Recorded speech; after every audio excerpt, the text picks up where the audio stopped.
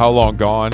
It is a Thursday afternoon. We're just right up against the 4th of July holiday, a big holiday for you, I know, as a guy who loves to grill and loves his country.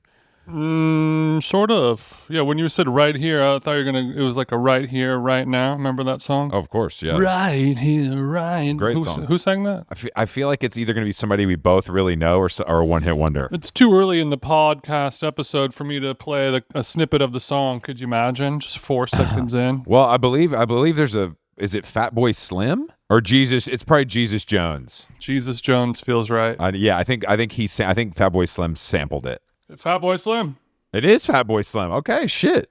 Shout out to Fatboy. It was both. They both did it. Okay. Jesus Jones in 91, Fatboy Slim in 98. Interesting. Okay. If I was speaking those words, it would sound like a cool song. Yeah. Jesus Jones in 91, Fatboy Slim in 98. Do you have any 4th of July plans? Did you clean the grill? Did you get some bratwurst from McCall's? Where are we? What's the plan? Because I feel like you want to be in your little tank top outside. I'm in my little tank top right now. I just finished a hike. I just came down from Marin Mountain literally 5 minutes ago. Not Marin Mountain. Escape from Marin Mountain. There's his ugly podcast artwork on a flag at the top, so you have to kind of touch it when you get there. Also, Marin Mountain sounds like somebody who's opening for Casey Musgraves on select dates. 100%. Marin Mountain's got a new single that's buzzing at country radio. Yeah, I don't know. I mean, I don't think we have. I mean, every year holidays mean less and less. I would say every year. I would say every year everything means less and less, which is sort of because we're taking one step closer to death. Yeah, but what I'm wondering is it like us as human individuals are taking one step closer to the edge? I'm about to die. Is it because I personally am getting older? Or is it because the world itself is approaching death as well? Is it column A? Is it column B? You know what I mean? Like, if the world was going awesome and we weren't on the brink of destruction and recession and blah blah blah blah blah. World is fine. People choose to approach things. There's two ways to approach life. You can approach life in a positive way, or you can approach it in a negative way. No matter what is actually going on. I truly believe that. I truly believe that too, but we're not going to get into this because you're not going to want to say stuff. It'll be stuff that we shouldn't say. But I mean, like our guest today, I was listening to his audiobook, and he was talking about having to go film a music video on 9/11, and like there are outside circumstances that you don't have the ability to just choose. No, of course, but to be happy about. But I agree with that. But I think the problem is, no matter what is happening, life has to go on, and that's the sad reality. Whether it's going to be easy or difficult, life has to go on. Yeah. Like if you wake up and look at the news every day and it ruins your day, like you have to get past that. You know what I mean? Because it's going to affect everything. Like, obviously we know it's bad. No one's denying that it's bad. Mm-hmm. I just think there's a way to approach it that's like, I can take this information in and process it and know that it's bad and know that the idiots are in charge and still go out and accomplish my goals, I guess is what I'm saying. Hey man, I fuck with that. I think that's called Taoism, and it's cool that you're exploring that. A little post James Frey, a little bit of that coming in. I think that's cool. I think that's cool. Yeah, but 4th of July, I mean, Oberg's going to have a barbecue, so probably just go over there, whip up some, 5-alarm Manuka honey somethings, and pull out one of those Blue Punisher XE pills, have like about a quarter of it, you know what I mean? Yeah, that sounds good. I can't, it's hard for me to be patriotic without ecstasy, is what I'm saying. I think that's a good thing to know about yourself. And I think that's a very, very, very good thing to understand. I don't have any plans either. Hopefully I don't have to do anything. I don't have any dogs to get scared by fireworks. Well, because I was just talking about the dogs being scared of fireworks thing, as we become more and more obsessed with these pets. I think that the fireworks in 5 to 10 years, I think fireworks are going to be gone. I think they're going to be replaced by drone shows. Yeah, I don't disagree with that. I mean, I would prefer the drone shows just because I hate loud noises. And here in California, I learned 2 things yesterday. There's a county in California called Yolo County. Sure. And I'm surprised I just learned that right now. And then also I learned of Yolo County's existence because a fireworks factory exploded and, multiple people are missing or dead. So just, every year there's like... Do we need them? All of our dogs have full panic attacks. The amount of doggy Benadryl. So, this is... Big Benadryl is going to be bummed once the drones come in and replace the fireworks. But, we also are just months after the biggest wildfire that California has ever, it's not a good time for fire and explosions right now. Yeah, it's not, exactly. Yeah, that's I think so that's let's get some nice North Korean drones. That makes more sense. Did you see our guest today kind of made me think about this, but I'm sure you saw it, but Green Day, one of the worst bands in existence, offered I brought a fan up on stage to play one of their songs, and instead he played Wonderwall, an infinitely better song, and they unceremoniously kicked him off stage. And I mean, obviously those guys are humorless dorks, but if somebody does that to you, I think you got to play the song. I think you just go with it and make it fun. Yeah, but I mean, I agree with you, and that is not very Punk's Not Dead of them to do that. It's not very wacky jokey. They are 60-year-old guys wearing eyeliner with $100 million in the bank, so things have changed. And I know that our guest today, they're sort of frenemies, enemies with Green Day, so I'm sure he would be I heard a Green Day okay with our shit talking. But yeah, I mean, if you're on stage and someone's playing Wonderwall, I mean, it's okay if you kick them off stage, but just do that in a funny way. You know what I mean? Yeah, don't just be like, I should have done. Like, don't turn into like, we're done.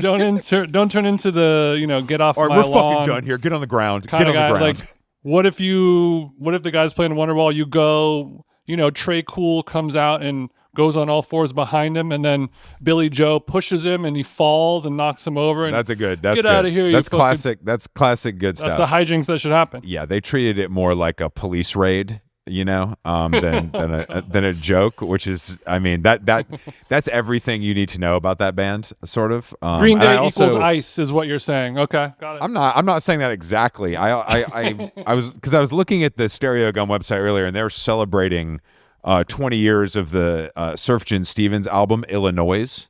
Sure. Which is one of my least favorite things that's ever been created as far as art goes. And I just wanted to know how you felt about that little twee bullshit. Sufjan Stevens, Carrie and Lowell album, that is a classic, I would say. And I think a lot of people agree. He didn't have any classics. He's too annoying. But I'm glad that you like that. I wouldn't have expected that from you. So just last week, Richard Russell, the founder of XL Recordings, he was on the Pitchfork My Perfect 10 album a few months ago, and Sufjan Stevens' Carrie and Lowell was his selection. Wow, he must not have heard. Just something to think about. Maybe, that's all maybe he hasn't heard a lot of music in his life or something. I don't know. It's kind of a strange. He's heard a couple songs, Chief. I think he's heard a couple fucking songs.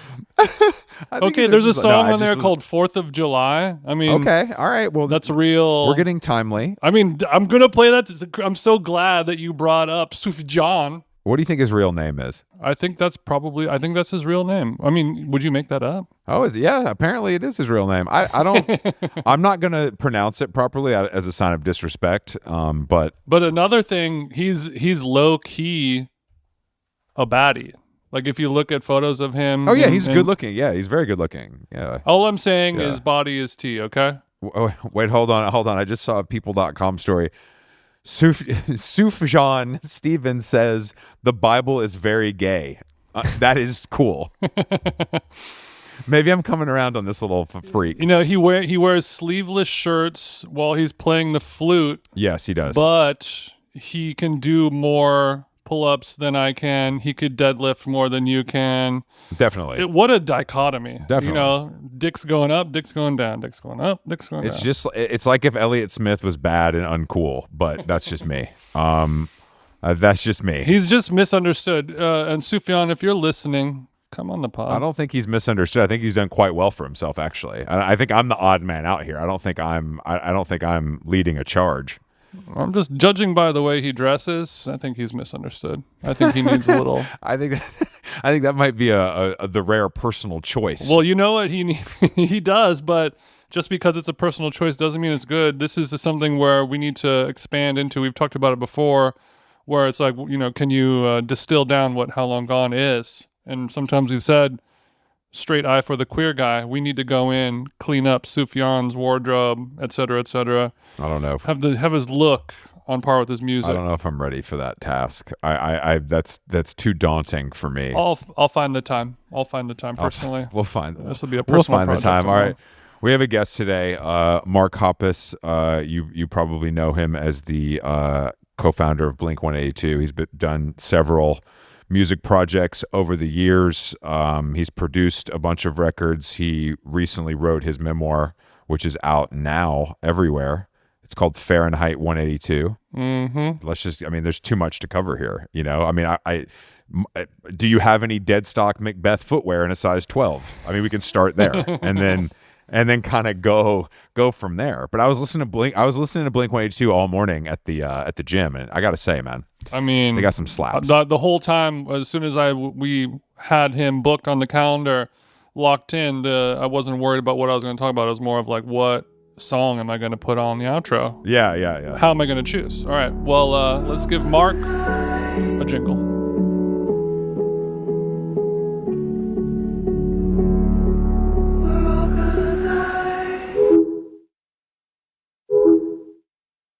Are you in LA? I'm in Ojai. Full-time Ojai guy? Not full time. We just have a spot out here. Okay, nice. Out here for the 4th. We were talking about that earlier. What is your firework story for the 4th? I don't know. I'm going to go to a parade. I'm going to go to the Ojai 4th of July parade. Is what I'm going to do for the 4th. Wow, Okay. I'm really interested to what that will be. I assume that it's like people driving in convertibles waving and like local band, high school band march. I don't know. Some convertible Rivians. Yeah. A pie eating contest, things like that. Totally. An expensive pie. Yeah. Okay. Yeah. Ojai. I've still never been to Ojai. Grew up in Orange County, Southern California. Live in LA now. Never once been to Ojai. I feel like it's going to happen in the next 3 to 7 years. What do you have you had a place there for a while? We've had a place here for 5 years now, I think. Okay. We like it here. It's close to LA, but it's far enough away that you feel like you get out of the city, and it's small and it's quaint and it's quiet, and there's some good restaurants here now, and it's really chill. You can like go out to dinner in jeans and a t-shirt. No one cares. You don't have to get dressed up or be cool or anything. And then they have a lovely farmer's market on Sundays that my wife likes to go to and buy groceries way too expensive. And then we go home. Hold on, Mark. You're telling me that there's a wife out there that likes to go to the farmer's market? I find that hard to believe. I find that hard to believe. I know. My wife is she's a farmer's market lady. She likes a good farmer's market. Sure. So do you go? That makes two of us. Do you go with her under duress, or have you made peace with it? I rarely go with her, and she doesn't invite me to go with her because I'm miserable son of a bitch the whole time that we're at the farmer's market. She's like, I don't need your shitty attitude polluting this produce. Basically, I just go and I sit on the curb and I sulk and I just ruin the whole day. Sure. Okay, so it's like when you're a kid and your mom takes you to Ralph's and you just have to, you're just bored for a while she's doing the grocery shopping. Same as always. But at least now with my wife, like she'll buy me a coffee and like send me off to go do something, like that's my little treat. You get a croissant if you're a good boy. Yeah, totally. I might get a croissant, maybe a sweet snack or something. Do not eat it in the car, young man. I think there's a new hotel opening in Ojai that looks very nice. There is. It's called the El Roblar, and my friend Ramin put it together, and that's where I'm going to be actually spending the 4th. I got invited to go to the bar at the El Roblar and have a drink, and then watch the parade from there. No, I've seen, because it's Eric Good that did Bowery Hotel is involved in it. Cool. It's very nice. It looks really nice though. Maybe I'll come up. Yeah, and there's a movie theater across the street now, and they show all kinds of rad movies. It's nice. Look at this. You're just really settling into your laid back lifestyle. Yeah, I'm going to move to a small town. Last question, and then we'll move on from Ojai. Is there a Del Taco there yet? There are no chain restaurants or shops allowed in Ojai, Okay. so you have to go outside of Ojai. There's one that's not too far away, but in Ojai itself, they don't allow chains. So there's no Starbucks, there's no Mm-hmm. Del Taco, Okay. there's no McDonald's. That sounds like heaven for me personally, but I think there are some people that drink a lot that do like fast food options. Yeah, true. What is your Del Taco order? And then we'll really move on, Mark. Sorry. Del Taco, just a bean and cheese burrito. I Mm-hmm. haven't had Del Taco in forever, but I like Del Taco because they have fries, and Taco Bell does not. Slept on fry, that Del Taco fry. I'll go bean and cheese burrito, and I'll go French fries and a large Diet Coke, soda, Pepsi, whatever it is. Okay, you're accepting Pepsi at this point. You've just let Yeah. it all go. I mean, if I'm ordering at Del Taco, I've really just, sure. it's just about survival at that point. Sure, things have happened to me. Things Yeah. have happened to you. Things Yeah, have but happened you to don't have any.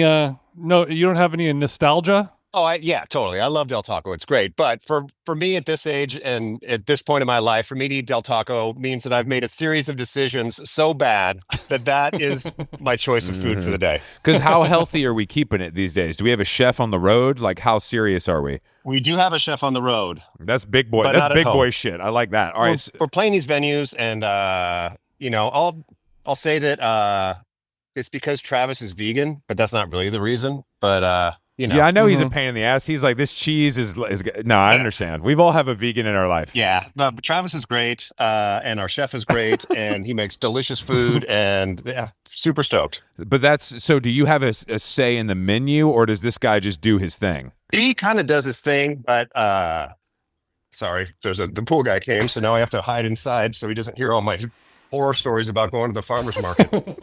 He's like, Mr. Mark, you don't like your wife? I always thought you guys got along.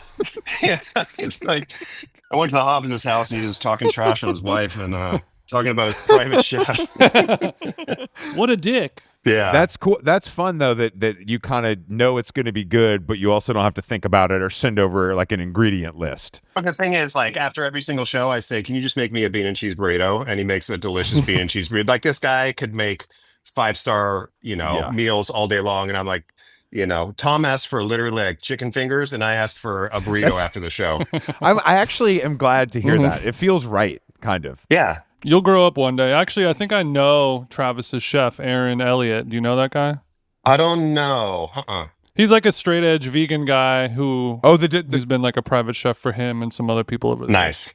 Yeah, Travis has a group of chefs and people that specialize in vegan creations. It's always delicious. When we went to his bachelor party, they had like some of the most delicious food there. It was great. Yeah, it's nice when it's done right. As a person who was vegan in the 90s, it was a little more difficult, let's say. Oh yeah. I mean, I've been true with Travis for what? Yeah, it's 20 true. something years at this point, and like watching him order, like the times that he's just had to order, spaghetti with marinara sauce is insane. Mhm. Yeah, that's true. That'll get to you after a little while. Yeah. How was Travis Barker's bachelor party, by the way? I didn't even think about It was that. awesome. It was awesome. They had it at her house. They did a co-ed bachelor party, and it was super fun. Mm. It was one of the first times that I'd really gotten to hang out with Tom since the what do you call that? The pandemic and the cancer. And it was the first time we were just hanging out socially, not doing band stuff. So it was really nice to have the Yeah. three of us together. And it wasn't a wild bachelor party. It was super fun, and Sure, it's tame. It's tame. You you can't be too loud with Chris in the other room working. You gotta kind of keep it. You gotta keep it it it was a down. great time. I feel like I don't like the co-ed bachelor though. Not to poo poo, but I feel like there's Why? some traditions we gotta manage. Why? Right? What do you I mean, what do you want to do that you can't do because there's ladies around? Great question, Mark. Great question, Mark. Yeah, Jason, what do you want to do that's so badly? No mouth stuff, no line crossing in that way, but storytelling. Did you say no mouth stuff? You heard me, Mark. I said no mouth stuff. Okay, got it. Like with a woman of the night, perhaps. You know what I mean? There's No, no I understand. So none Yeah. of that, but you want to get maybe drunker than you would want to get around your partner and her friends. You might want to tell stories of past sexual escapades that you might not want to share, things like that. Just having all dudes, all of your friends in one room, you know what I mean? Yeah. I don't know. The dynamic I changes. liked the co-ed thing. It was rad. And you know what? And you can get laid. It's great. Oh, I see what you're saying. You're not having to. You're not having to take the weekend off because you're with the fellas. Oh, interesting point. Yeah. I'm back, Mark. I'm back. Okay. I will say, I think the all fella bachelor party, if it's your first marriage and you're young, makes a lot of sense. I think when you're an adult and it's your second marriage, it doesn't matter. You know where I went for my bachelor party was Dave and Buster's, and we played video games, and I was home by like 9:30 at night, and nobody really even got drunk or anything. Dave and Buster's is one of my favorite places. I want to go to the one in Times Square. I've never been. I used to go in Atlanta all the time. It's really it's fun. It's always fun. What is your go-to game at an arcade? Because I was talking with some friends yesterday, and I think that the all-time arcade game is skee ball. I think that's a good choice for all time. I'm more of a basketball, the classic basketball. Okay. I don't get into I'm not into like shooting stuff really, just because I'm not good at it. Right. But I think skee ball is also secretly difficult, you know? It is, but it's a game. It feels like it's from the early 1900s. It feels like it's, like you would play it at Coney Island back when it first opened, that kind of thing. Yeah, it feels very Coney Island 1.0. It has a turn of the century feel to it. Yeah. But when I was a kid, I remember going to the arcade and the skee ball was that was the Super Bowl. That was what it was all about. That's where you get the tickets. That's where a boy becomes a man. You know what I mean? I agree with the skee.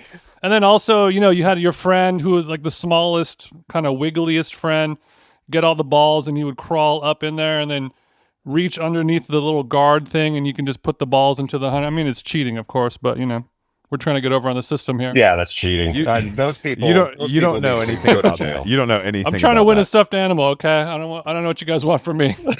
That's the best part of all of that stuff is that you're fighting for something you don't want. Yeah.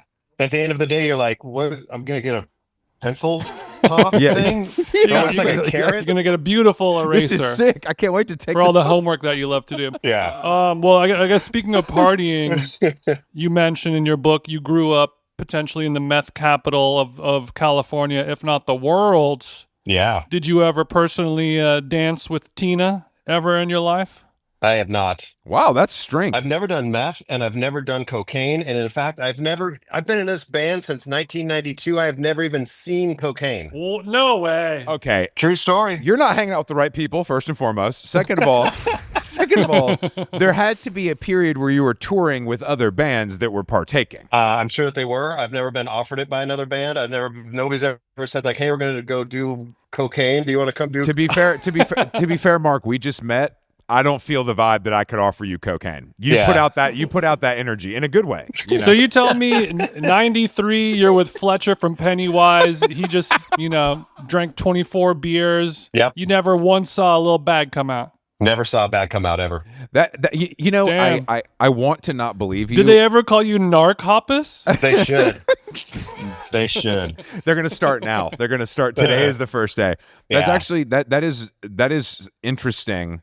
And I do feel like it's an energy thing. You can tell if someone wants to partake and if they don't, if you're attuned to that. Sure. We played a show last year in South America, and at the show, the promoters gave us a menu of all the different drugs that you could get and how much it was, and like specific dosages. Pretty impressive. That is impressive. That's when a promoter is going above and beyond. You don't see that much these days. No, not a lot. Well, I guess growing up around a community that ravaged by meth is going to make you not interested in ever trying that, right? I saw a lot of my friends growing up, even in high school, just like really spun out on meth, and it made me not want to partake of that at all. Mm-hmm. Yeah, that early will have an effect on you. Like high school era will have an effect on you. I mean, I had friends that went out and made gypsum flower tea and ended up in the emergency room. Like there was not a lot to do in the desert. So this was like smoking banana peels, like that kind of stuff, right? Yeah. Mm-hmm. The dark arts.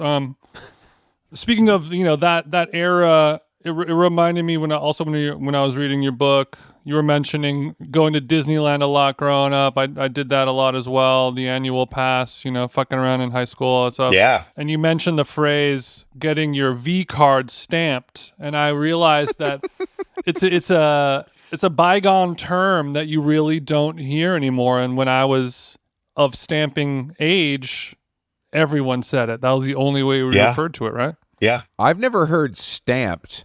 I've only heard taken. Okay. Yeah. because someone took it from you, not in a negative way, obviously with Yeah, consent, totally. but you know what I mean. Yeah, I So know I what you think mean. that stamped makes it feel more like a passport, which feels a little more promiscuous, let's say. Worldly. Yeah, worldly, exactly. Yeah, I have a virginity passport. I have several stamps. Is Yeah. what Well I'm. traveled. Yeah, well traveled. How many times do you think you've driven from San Diego to Los Angeles in your life? My God. Several hundred, if not 1,000. I just did that drive last week. I went to my niece's graduation in San Diego and drove back. It is so close. And it is like it's like going to Vegas. It's one of those things where you're like, Vegas seems so close, but it's so far away and it's such a hassle to get there. And either you're like, we can get in the car and drive. You're like, cool, that's 4 hours. Like 4 hours is just long enough that it sucks. Mhm. Okay, so we'll fly because that's shorter, but still, like you got to leave 4 hours ahead of time so you don't save any time. It's like going to San Diego. It's like it's going to eat up your whole day, and you're going to be miserable when you get there, and then you're going to turn around and drive home, and you're going to be even more pissed off when you get like might as well go to a fucking farmer's market. Yeah, no, of course. It's better. What is your relationship to San Diego now? Do you dislike it or are you fond of it and it brings back like positive memories? I love San Diego for what it is. San Diego is a great city with great people. It's laid back. It's beautiful. It's got the ocean right there.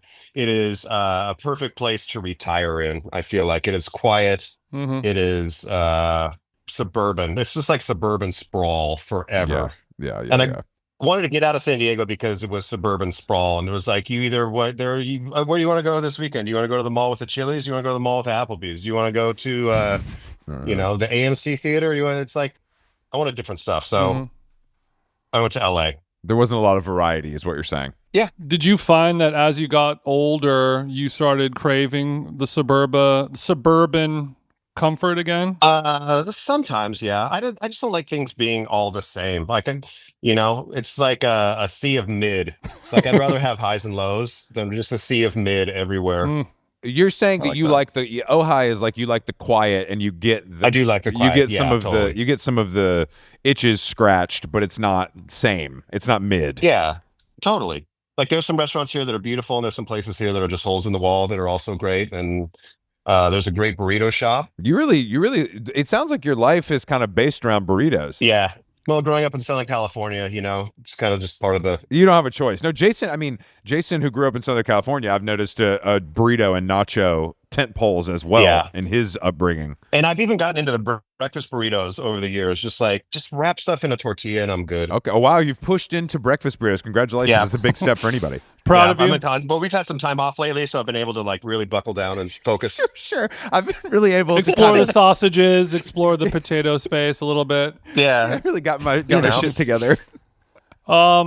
Over the years, as the profile grew, the money grew. Did you ever invest in any failed alcohol brands or shitty restaurants or anything fun like that? Nothing major. I feel like you've always been good with your money, right?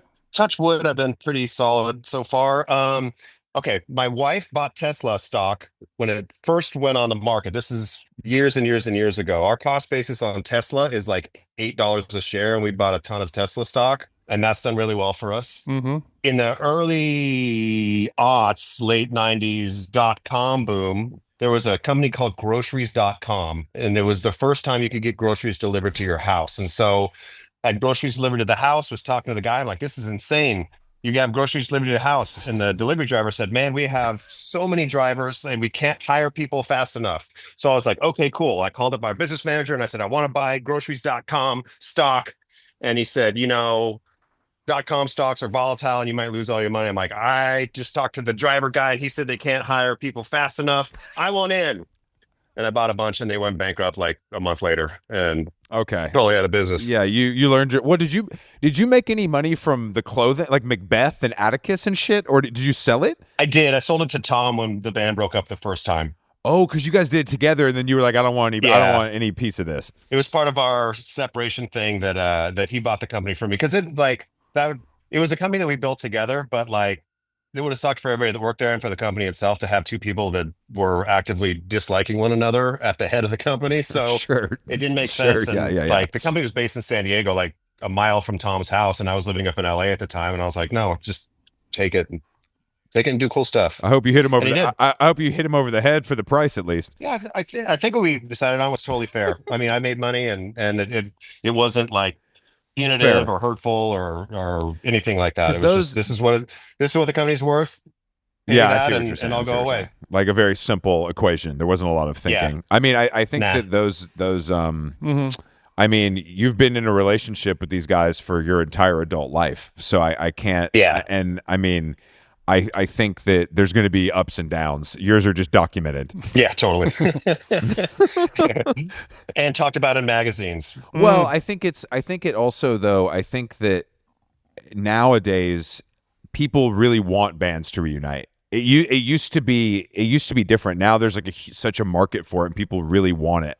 And Yeah. I think you guys timed it really well. Oh. Whether that was on purpose or not. Definitely wasn't on purpose, but I think that the timing was right. I mean, when we came back, it felt like the world really wanted Blink-182 back. And, the tours we've been doing lately have been the biggest tours that we've ever played. And we're playing stadiums, and it's insane. I don't know why or how, but I'm very thankful to be here and Sure. Yeah, I mean enjoy doing yeah, it. I don't ask questions, bro. It's all good. Yeah. Well, do you have any ideas? I feel like, a lot of people say, since maybe 2001 or so, culture kind of stopped happening and we're just sort of rehashing the same music, movies, graphic design, blah, blah, blah, blah, blah. Yeah, I've heard that. When you watch a band of that era on stage, you're just like, oh, it's just that different. Like when I watched you at Coachella last year or Green Day at Coachella this year, there'll be some new groups playing and it's cool and all, but then you guys or they get on stage and you're like, oh, I get it. It's just different, It is. Interesting. I completely agree. I think that people want to have fun. I think that when Blink reformed, like people were like, the world is weird right now. There's a lot of negativity. I think people want to laugh and go out and have fun and kind of forget their cares and enjoy the night and make memories and laugh and cry and have fun, But I think that's actually a big part of it. I think that music isn't super fun.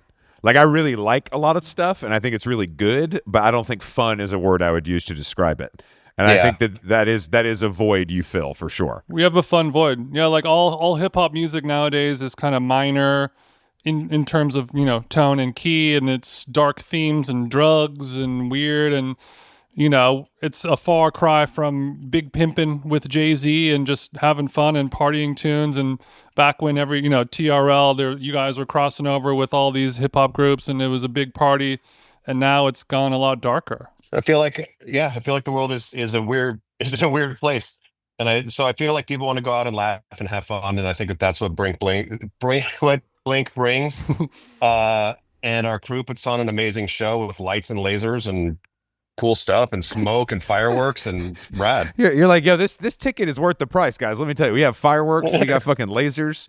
Now, but when you crowd wise, is it at the point where it's like father son type shit, like people coming together?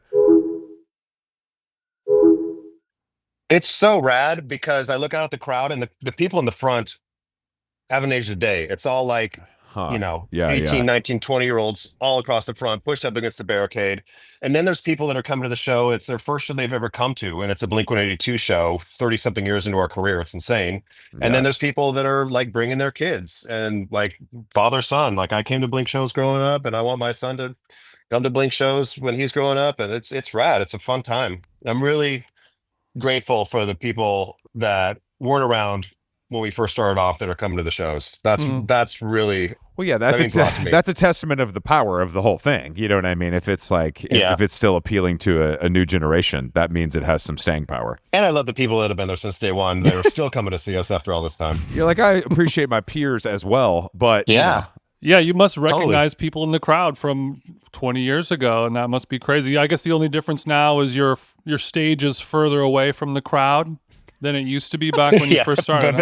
Eventually, I'll you're 60 like, feet away from I wear people. glasses. I can't see any of these motherfuckers. They're not in focus. They're not in focus. Yeah. I was just watching a video of you know that band Turnstile. They were doing a show a couple months ago. Yep. And they were playing in a field to whatever 10, 15,000 people, and it was just them and a stage.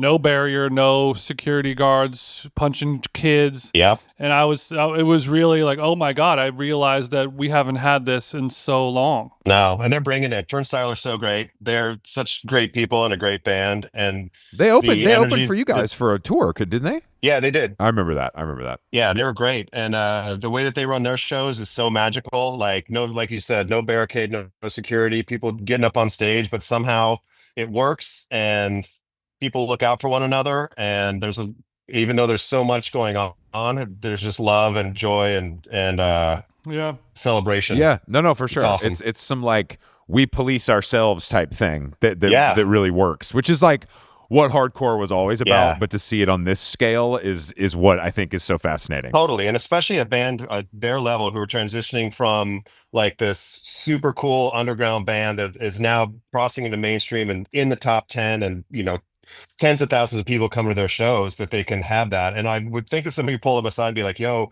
like, we need to have barricades, we need to have proper security. And they're like, no, we got it. Yeah, we're cool. Our fans know the deal. Yeah. It must be a lot harder to book those shows nowadays in the, in our insurance, Yeah, I don't know. fear, paranoia era of all these venues. I've wondered that myself. Like, is a venue going to say like, hey, we can't have people jumping off our stage? They're going to be like, yeah, this is our rules, Yeah. not yours. I guess Morrissey is able to do that, have that police element a little bit where his security guards handle the people who run on stage with care. They let you, know what I mean? they let you hug him for like a second, and then if it goes on too long, they do remove you. But it's polite. I mean, if you're trying to bite a piece of his shirt Yeah, and for hide sure. it, you know what I Yeah. mean? Then they're gonna get you out. But a polite hug, they let you get away that's with. funny. That's like old school, like the Beatles on stage or something like that. Girls run up and hug Just like Paul losing Yeah. their fucking minds. All they want to do is touch you and leave. They're like Yeah. they don't even want more than that. Well, that had to happen to you a lot as well, though, right?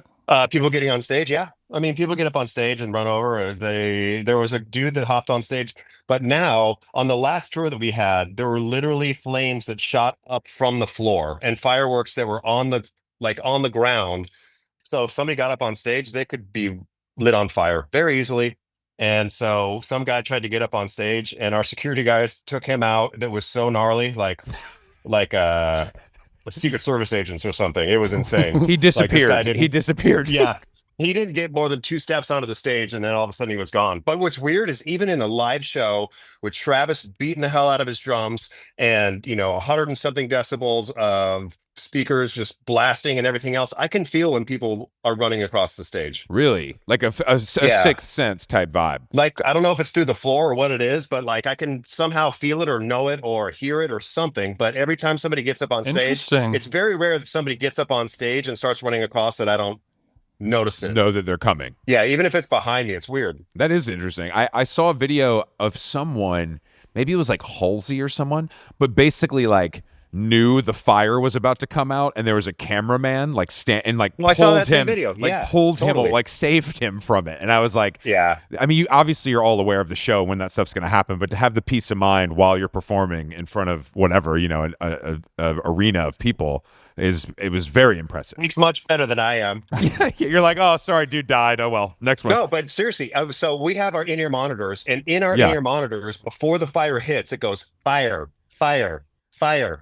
Like, I don't know, 20 times on the tour, I'd be standing directly over the fire thing with the thing saying fire in my ears and just forget altogether that the fire is going to happen because I'm like looking at the crowd or something. And they had to literally have 3 people stand on the stage just watching me and Tom the whole time to make sure that we weren't standing over the fire while the fire was firing, while it's saying fire in our fucking ears. You're in the zone, bro. What are you supposed to do? You're in the zone. You have to perform. Yeah. It's like trying to tell a toddler not to bump their head on the coffee table. It's just going to happen. Yeah. But I guess on the subject of pyro, we were talking on the intro of the episode, 4th of July tomorrow, fireworks, factories exploding, and people losing a hand, and lots of everyone's dog is getting scared. And why do we still do so much pyro on stage? I think you mentioned in your book different pyro related stories and the smells of burning flesh, and like now that we're in the world of lasers and drones and all this cool crazy shit, why are we still doing pyro? Because it's rad. Because it looks cool and it's impressive. But you know what we don't do anymore at all is the concussion cannons that we used What to use. what is a concussion cannon? It's just a big giant boom. It's just a Oh, okay. huge boom. Which was so funny. We toured with Jimmy Eat World one time, and they were playing, and as the end of tour prank, they were playing the song that's super slow, just Jim, like kind of, clean guitar tone, real like sentimental, and just in the middle firing these big giant concussion cannons. Boom, that just shake the entire venue, and they fuck up their show so bad by doing that. But we stopped using it because we didn't want people to think that there was an explosion in the building. Like there's so much bad shit happening in the world that we're like, we don't want people to Right. have that thought in their head at God, all. that's Post 9/11, we switched that up a Yeah. little That's bit. so interesting because I feel like I've obviously been at a show where that's happened before, but I can't think of ever happening. I can think of like confetti and all the other stuff, like coming down, but just the straight noise. I guess I didn't notice. So it. that boom would happen, like, for example, like, after the bridge, and then like the third chorus on "Say It Ain't." Yeah, totally. Like at a big moment, Travis hits his drums and the boom, it's just a big like, oh.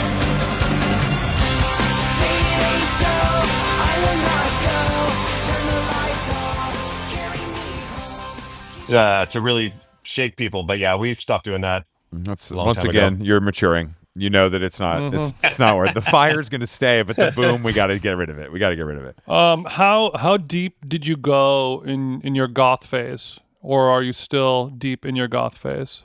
I mean, I don't wear red lipstick or black eyeliner anymore, but I still listen to The Cure. Anymore and is the key to that, I think. Anymore is what we're. I did. I totally. I'm like, I went deep into The Cure. I mean, I had posters and T-shirts. I could recite every single Cure lyric from Three Imaginary Boys up to Blood Flowers to you, probably even right now. And I did spike up my hair, and I wore red lipstick and black eyeliner to school, and went to metal shop, and my teacher said, "Okay, today we're going to learn about arc weld." Jesus Christ, Mark, what the hell are you? What's on your face? Why do you look like this? Yeah, why do you come to metal shop wearing makeup? But yeah, I got really into The Cure and really into goth, and The Cure led me to punk rock, and punk rock saved my life. So Sure, it's all full. I mean, The Cure came up this weekend because at Glastonbury he came out and sang with Olivia Rodrigo, and people were like, yeah, this motherfucker's really still got it. Like, people were like, this is crazy. Yeah. I can't believe he sound. But didn't he do a song? Didn't you do a song with him? Yeah. Didn't he sing on? Yeah, he sang on the Untitled album on a song called All of This, and we were Did writing. you like write it for him and shit, or was it No, like? we had this song that sounded really cool, and Tom goes, "Hey, who'd sound really cool in this song is Robert Smith." And I was like, "Yeah, that'd be fucking awesome, wouldn't it?" And You're like, Tom's "Yeah, already no calling shit." people to try and get him. Like, I never thought it was possible, but Tom just picks up the phone and starts making phone calls, figures out that we're actually friends with somebody that manages The Cure, and so that person talked to Robert. Robert Smith went and talked to his nieces and nephews, who he really trusts.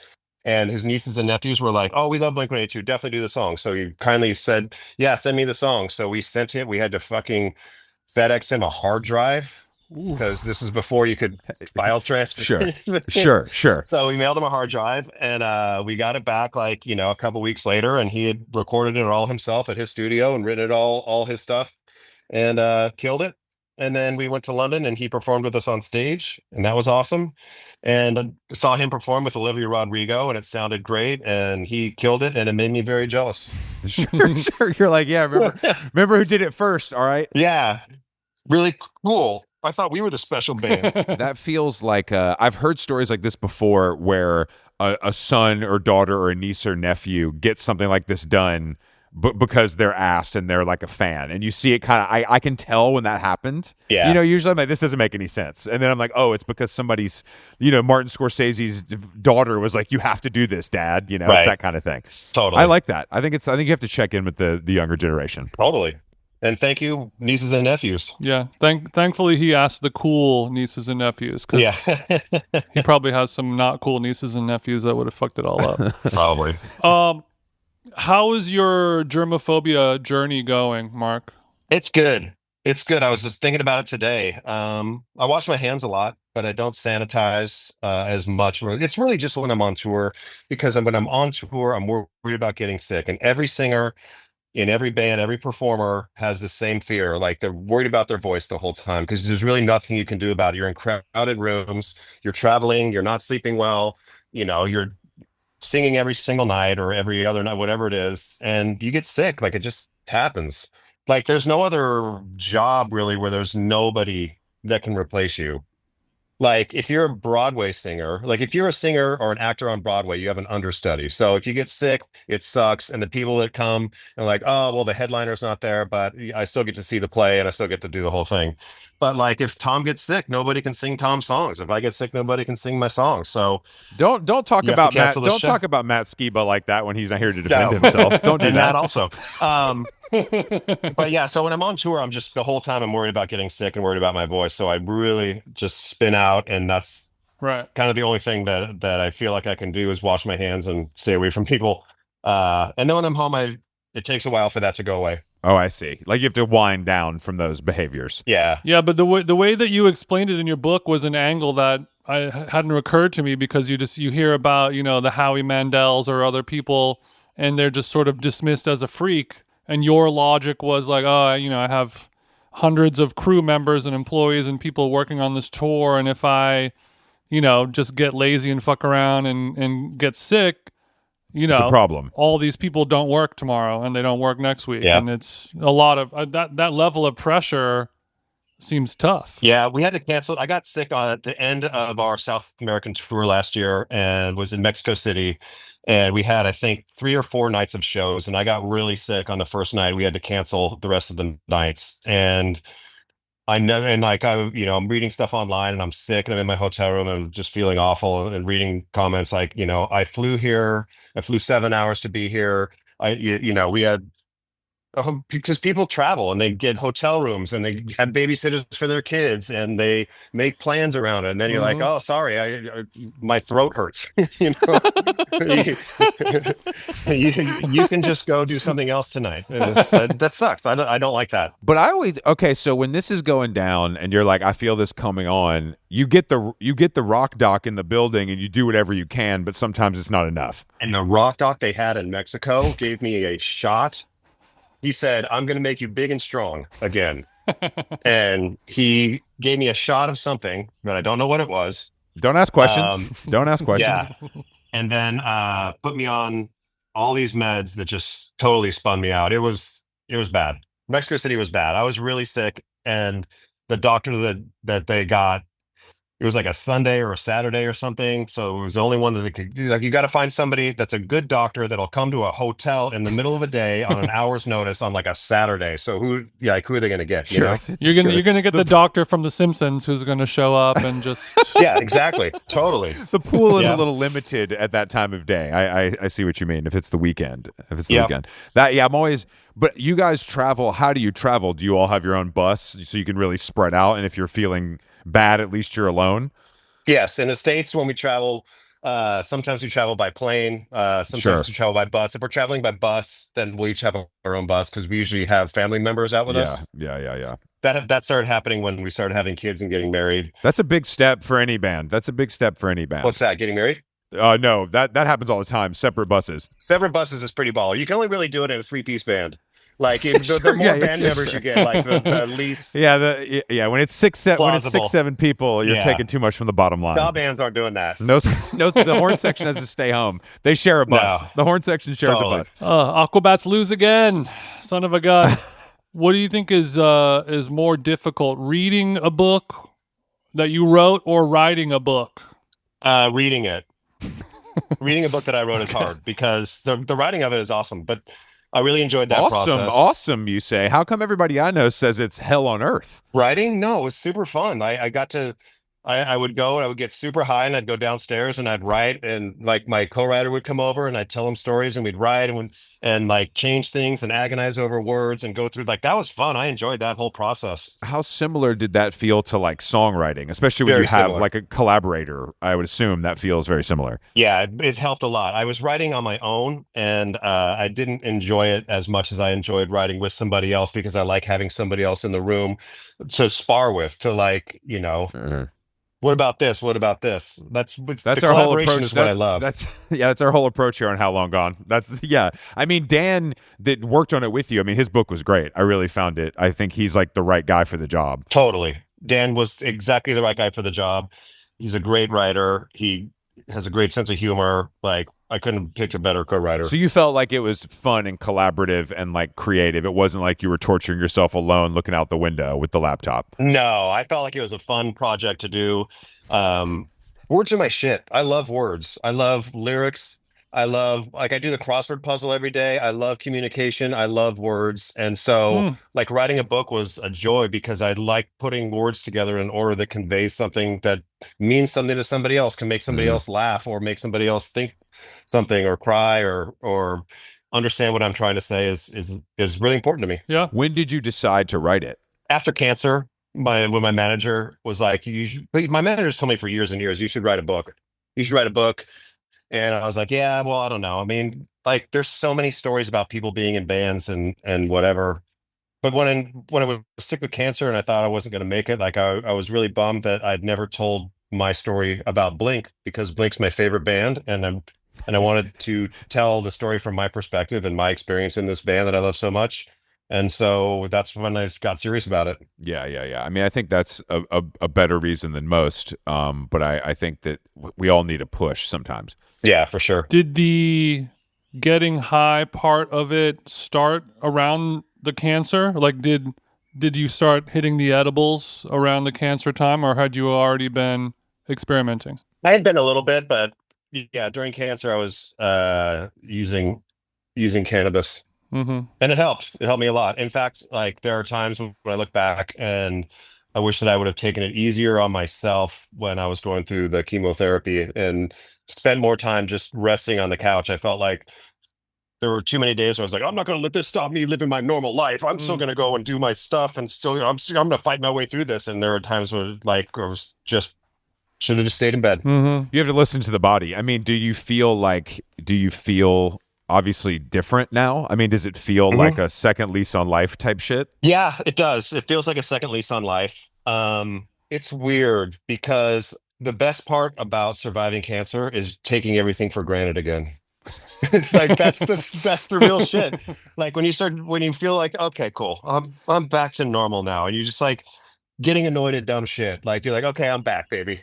Yeah, sure. This is what I need. This is what I need. Yeah, like I'm sitting in traffic. Yeah, I could be dead right now. I'm sitting in traffic. This sucks. No, but I think it really is that primal and that simple. Like I could be dead or I could be doing this. You know what I mean? That's really how simple it is. I feel like when you're going through that moment, you're like, never again am I going to take blah, blah, blah for granted.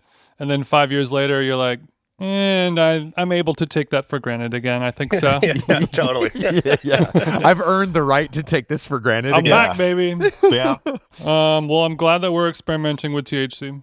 Yeah, it helped. I feel like people talk about cancer a lot, and it's like obviously we see the physical aspects when you're going through it. You know what I mean? But I think like the actual pain is not talked about that often, or is it, at least in my experience, it's not like the physical pain of it all. And I think that is like obviously that's what the THC is for, but was that unbearable at points, or was my God. I honestly, I sat down one day and I told my wife, I don't think that I'm going to be able to live through this. I don't think I'm going to be able to do this. Like I don't have the will. I don't have the strength or the will to go through this for as long as it's going to take. It was like, day 4 after my first treatment, and I was miserable. And she said, well, what does that mean? You're going to kill yourself? And that's exactly what I was saying. Yeah. But when she said it to me, I was like, oh, yeah, that's the reality. Fuck. No. Like it felt different. It felt different when you heard it repeated back to you. When she said it back to me, I was like, oh, fuck, that is what I'm saying. And I had to say like, no, that's not what I'm saying. And I had to change my mind right then. Obviously, beyond the physical aspects, it feels like it's the mentally most challenging thing, because they always say that it's like about the fight. If you give up, it could win. And so I think you have to fight against it. And that's the hardest part. Totally. Yeah. How long have you been with your wife? A long time? We will be celebrating our 25th anniversary in December. Nice. Congratulations. I assumed as much. We met August 4th, 1999. And she was working at MTV, right? Yeah, she was a talent executive. She ran the West Coast talent department for MTV. And we were filming the video for All the Small Things. And we were filming a TV show for MTV called Making the Video. And she was the executive from MTV that came down to the set to make sure that we were all good. And Tom said, "Hey, my friend Mark thinks you're pretty. Would you go on a date with him?" And she said, "No, I don't date artists." I was hoping she would say that, and you had to kind of beat her down to get her to Yeah. go. I gave her my phone number. I said, "No worries. Here's my phone number if you just want to talk or if you want to go get coffee or something. No pressure, whatever. Here's my number." And I went on a date that night with Melissa Joan Hart and Swag. came back to the hotel. And Sky had left a message on my cell phone saying, "Call me." And so I called her and we talked all through the night. That's a great story. And Melissa Joan Hart, I'm sure, was heartbroken, but we all move on. Yeah. Did you go on dates with other people, like actresses? Did you go through a phase? No, not at all. And the date that I had with Melissa, like, she was super cool, but we just didn't connect. It was just we went out to dinner. Yeah. It was all good. I had met her at a Teen Choice Awards, like an award show. Sure. And she had her publicist reach out to my publicist to get my phone number. And it was really like, I put it in the book because I thought it was an interesting story just about like, because I'm just this kid from the desert, and all of a sudden, like, I'm in Los Angeles going to award shows, and like famous actresses are asking for my phone number because they want to go out on a date and meet me. I was like, whoa, this is insane. I can't believe this is happening. Well, some people would say that's the whole point. Obviously making music is fun, but there's some fringe benefits. And I don't know. And then that was the night that I ended up meeting my wife. So I never got into that whole scene or anything at all. You're probably better off. For sure, 100%. Except when it comes to writing the book, if there would have been some additional stories, could have padded it out. But you made the right decision for your actual life. Chapter 12, Jessica Alba. Something like that. Exactly. Well, you mentioned having a lot of fun writing the book, and I feel like you were able to express or show your comedic side in the book in a way that I appreciated more than in the songwriting. I feel like you're able to really kind of flex your comedic timing, and like you said, you really like words, and even when you were reading it out loud, you kind of had comedic pauses and timing, and you would break here, move words around so they wouldn't step on the joke and things like that.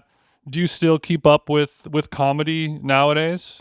Yeah, I try to. Like stand up or anything like that? Yeah, I watch stand up. I don't go to clubs too much at all. I can't think of the last time I went to a comedy club, but I love watching stand up specials, and I feel like comedy is joy and intelligence and truth, and Yeah. I like comics like George Carlin and Richard Pryor. I like Shane Gillis. Who else do I like that's new right now? Who are your guys, man? What's that? I was doing my Mark Maron impression, and I said, "Who are your guys, man?" So Shane Gillis. I mean, in terms of new people, Shane Gillis. I don't know who else is out there right now. It's a good question. Our favorite, I feel like, is Robbie Hoffman, who's been on this show a few times. I don't know if you've seen. Look into Robbie Hoffman. Oh, I don't recognize the name. I'll have to watch. She's her stand-up's really funny. She's in the new season of Hacks as well as as an assistant, so you might recognize her from that if you look it up. Okay. A lot of people like Tim Dillon right now in terms of new people as well. Awesome. Yeah. And also our friend Whitmer Thomas, a beautiful comedian. Oh, Whit! I love Whit. No, Whit rules. Mm-hmm. I told him a while ago when we were trying to schedule this. He's like, "Oh, I can't wait. This is so great." But you saw him doing an impersonation of you and got in touch with him? Yeah, I did. I was on Instagram and someone posted like a video of him. This is a long time ago. This is like 10 years ago or something, of him doing a joke about Blink-182, and I replied to him on Instagram. We became friends, and like we started a band together, like a shitty cover band, just for fun with fuck, why am I spacing his name right now? Jonah Ray. Jonah Ray. Yeah, who's also awesome. I know Jonah. Yeah, and he helped me, do my book tour. He wrote the first joke for my book tour. Oh, that's great. It's real. Make-A-Wish goes both ways in this situation. Yeah, totally. I like that. It was a joke that he was going to use. I wrote this joke and I was going to use it in my stand up, but if you like it, then you go ahead. And so the joke is literally get up on stage and go, yeah, a lot of people know this of me, but I invented jacking off. That's that is so stupid and really appropriate. I will for say both that's of the you.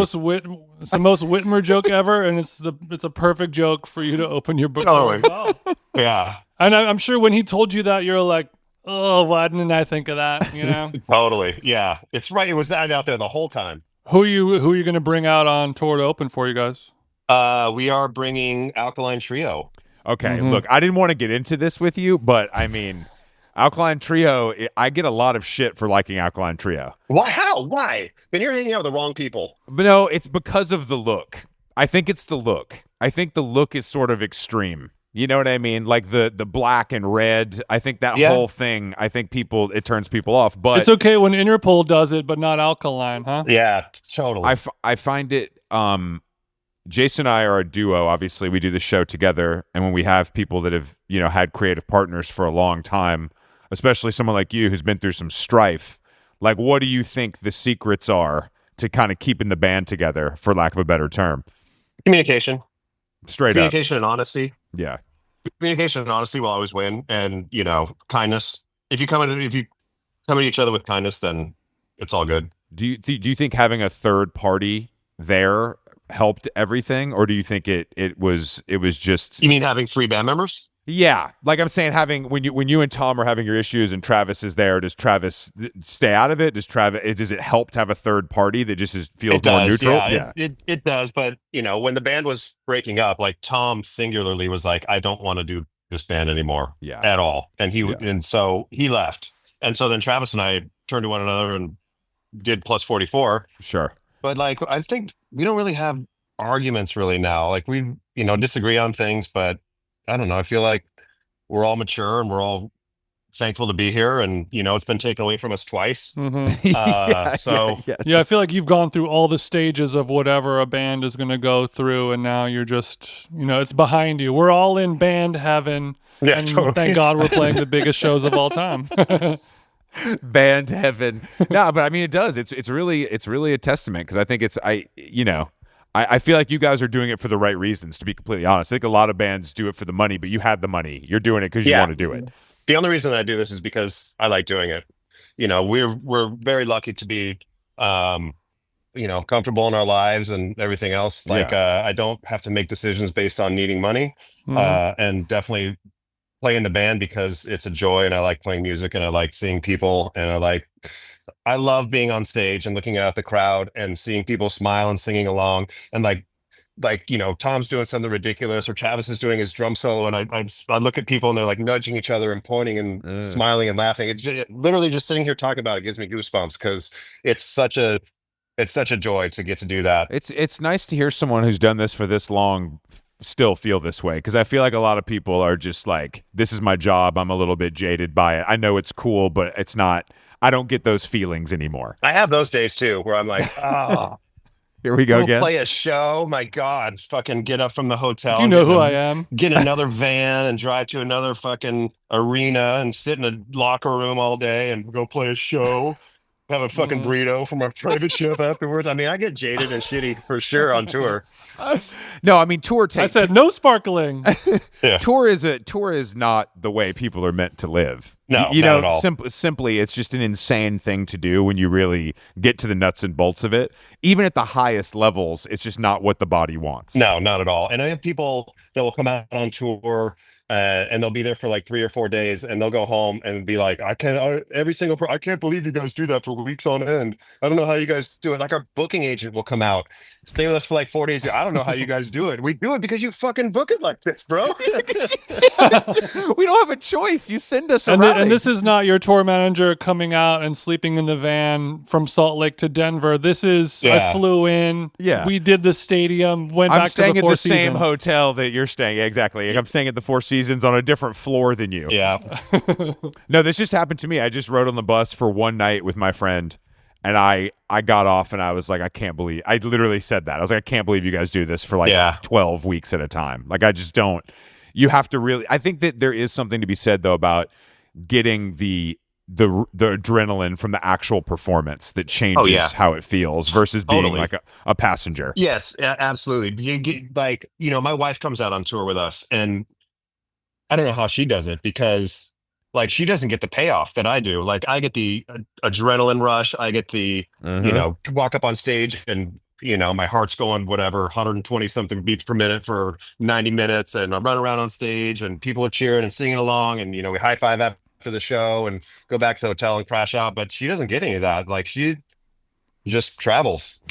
She's like, babe, this music is cool, but like, I'm not really. She's like, I found a great spot to have brunch tomorrow. Yeah. I mean, if I was her, I'd be like, wow, this is a big crowd. I'll get another Birkin. Yeah, fuck it. Yeah, exactly. Let's go. I think there's a Bottega in Mexico City, babe. We can walk down there. Do something. All right, Mark. Well, thank you so much for taking the time to speak with us. I enjoyed listening to you read the book to me. Thank you for listening to it. Yeah, and I think it's great that you wrote it, and I think it's great that you enjoyed writing it. It was nice to hear. Thanks. Yeah, nice talking with you. Yeah, we'll see you soon, hopefully. See you out there.